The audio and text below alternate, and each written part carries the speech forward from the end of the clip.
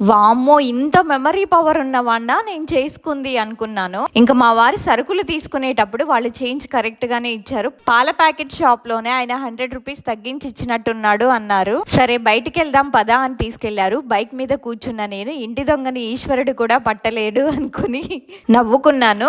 కాసేపటి తర్వాత bike correct గా పాల షాప్ దగ్గర ఆగింది. పాలు ఇప్పుడేం అవసరం లేదండి అన్నాను. దానికి కాదు దిగు ముందు అన్నారు. పొద్దున పాల ప్యాకెట్ తీసుకొచ్చింది ఇక్కడే ₹100 వెళ్ళి అడిగొస్తాను అన్నారు. వామ్మో ఎటుపోయి ఎటొస్తుందో అనుకుని పోతే పోయింది 100 కదండి వెళ్దాము అన్నాను. కానీ నా మాట వినకుండానే మా వారి షాప్ దగ్గరికి వెళ్ళి అతన్ని అడిగేశారు. మార్నింగ్ ఇలా మీ దగ్గర పాల ప్యాకెట్ తీసుకున్నాను ₹100 తగ్గించి ఇచ్చారు అని. నాకేమో చాలా భయం వేస్తుంది. ఆయన కరెక్ట్ గానే ఇచ్చాడు, ఎక్కడ గొడవ పెట్టుకుంటాడో అని. ఆ ₹100 తీసింది నేనే కదా. నేను అనుకున్నట్టుగానే ఆ షాప్ అతను లేదు లేదు నేను కరెక్ట్ గానే ఇచ్చాను, మీరే సరిగ్గా చూసుకోలేదు అనుకుంటా అన్నారు. మా వారు ఊరుకునే రకమా? కన్క్లూజన్ ఈ నెక్స్ట్ షాట్.